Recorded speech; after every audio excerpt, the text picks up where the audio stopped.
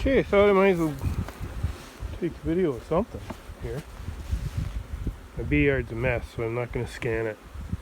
I got way too many 5-frame nuke boxes here that have went from 5-frame into boxes, so just wanted to show you these frames. These are like extra large frames. So as you can see, my dad put these together. Oh, just a second here. There I go, flashing in my yard anyway, even though I said I wouldn't. My dad put these together so they're the height of a deep, plus then there's a strip about that much longer on the bottom. So what's that, about let's say 2.5 inches. So these frames are about 2.5 inches deeper than regular frames.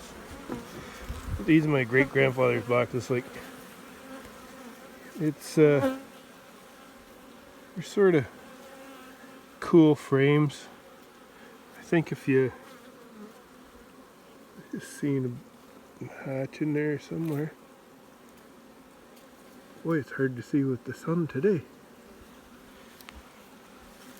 I'll put it down here and get it in shade. There we are. Few hatch in there. Right there. Somewhere. Yeah, there. These are sort of cool frames. They're just bigger. I think like I'd be more comfortable putting a single through on frames like this. Anyway, they're pretty neat.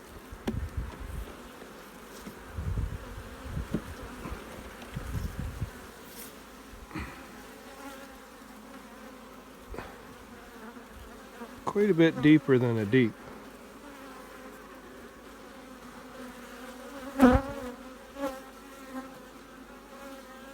Anyway, if you got three or four like this, frames with a good amount of brood on each one,